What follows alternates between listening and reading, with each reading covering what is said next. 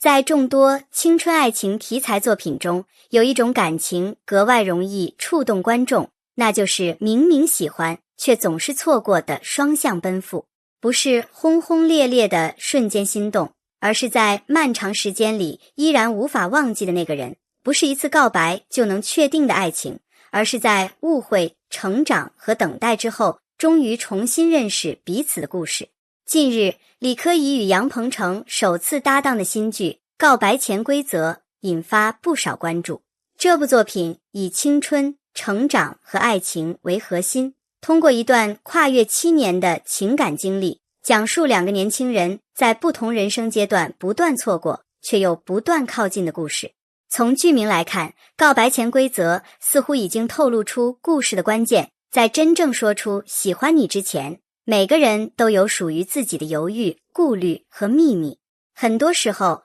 爱情并不是没有发生，而是发生在了错误的时间，或者因为一次没有说出口的话，留下了长久的遗憾。李科怡与杨鹏程此次合作，也让观众对这段7年告白之路充满期待。两位演员首次搭档，没有依靠夸张的情节制造冲突，而是试图通过人物之间细腻的情绪变化，让观众看到青春爱情中那些真实存在的遗憾与美好。告白潜规则的故事最大的吸引力之一，就是围绕7年展开。7年对于一个年轻人来说，是人生中非常重要的一段时间。从校园走向社会，从青涩走向成熟，一个人的性格、想法和生活方式都会发生巨大变化。剧中的男女主角并不是没有机会靠近，而是在一次次接近幸福的时候，因为各种原因擦肩而过。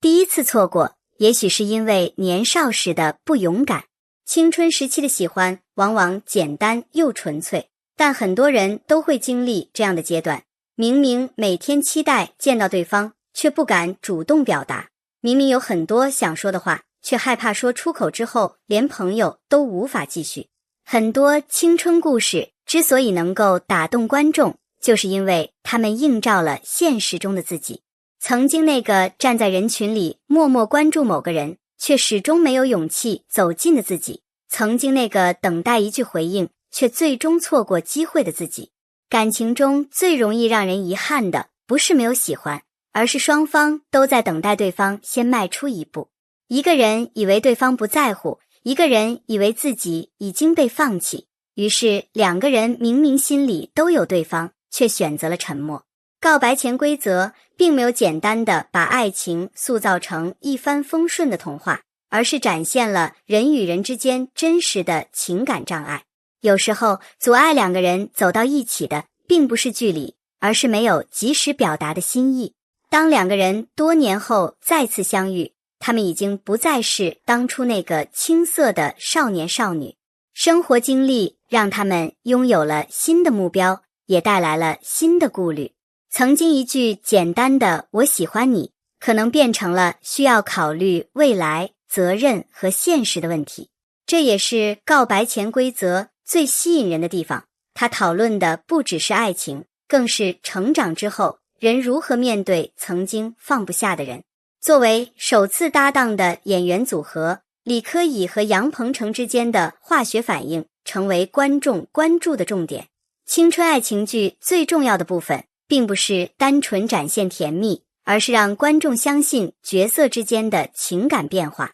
如果两个角色的关系没有铺垫，那么所谓的心动容易显得突然，但如果经过时间沉淀，一次重逢，一个眼神，一个熟悉的动作，都可能带来强烈的情绪冲击。告白潜规则选择7年跨度的设定，也给演员留下了更多发挥空间。他们需要表现的不只是恋爱中的甜蜜，还需要呈现人物成长前后的变化。7年前，他们可能是不懂如何表达爱的年轻人；7年后，他们经历生活磨练，开始明白什么才是真正重要的感情。这种角色变化对于演员来说也是一种挑战。观众期待看到的并不是简单的高甜互动，而是两个曾经错过的人在重新遇见之后，如何重新理解彼此。有时候真正感人的不是一句“我喜欢你”，而是多年之后，对方依然记得你的习惯，依然懂你的沉默。这种细节往往比直接表达更加能够打动人心。近年来，青春爱情题材不断受到关注，其中一个重要原因就是它满足了观众对于青春遗憾的情感想象。每个人的人生中，或许都有一个没有完成的故事，可能是曾经喜欢却没有表白的人，也可能是一段因为误会结束的关系，又或者是一份多年后依然无法忘记的感情。告白潜规则抓住的正是这种普遍存在的情绪，它告诉观众，有些喜欢并不会因为时间消失，真正重要的人，即使多年没有联系，再次相遇时依然可能带来熟悉的感觉。当然，现实中的爱情并不一定都会拥有完美结局，但影视作品能够给予观众一种温暖的想象，那些曾经错过的美好，也许会在另一个时间点重新出现。这也是为什么久别重逢类型的故事总能让人感动，因为它不仅是在讲剧中人物的爱情，也是在回应观众内心深处对于遗憾的理解。很多时候，我们喜欢看的并不是一个完美的人生，而是一个能够让自己回忆过去，重新感受青春的故事。如果一部青春剧只关注恋爱甜蜜，很容易让故事变得单薄。而告白潜规则更加特别的地方，在于它将爱情放在成长背景之中。7年的时间，不只是两个人关系的变化，也是他们人生轨迹的变化。年轻时，他们可能认为爱情就是全部，但随着年龄增长，他们开始面对梦想、家庭、事业以及自我选择。真正成熟的感情，并不是永远停留在青春时期的心动，而是在经历现实之后，依然愿意理解和支持对方。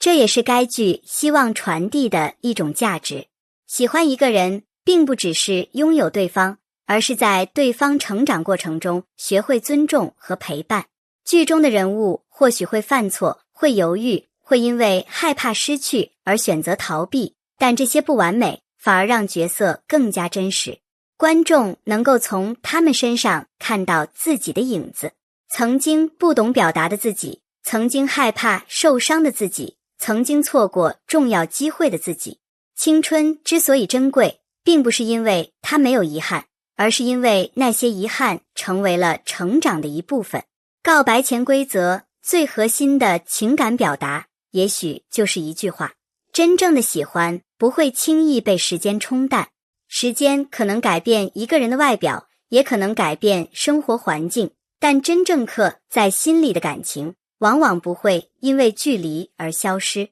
当然，爱情并不是等待就一定会得到结果，它需要双方勇敢，需要沟通，也需要在正确的时间做出正确的选择。剧中的7年不只是等待，也是两个人不断成长、寻找自己的过程。当他们再次面对彼此时，他们已经拥有了重新认识对方的机会。这种设定让故事不仅有浪漫，也有现实意义。很多观众喜欢这样的剧情，是因为它给予了一种温柔的希望。过去的遗憾无法改变，但未来仍然可以选择。人生中有些人可能会离开，有些故事可能无法重来，但那些曾经真诚付出的感情依然值得被珍惜。李科仪与杨鹏程在告白潜规则中的首次合作，也让观众期待看到一段关于青春、等待和重逢的爱情故事。这不仅是一部青春剧，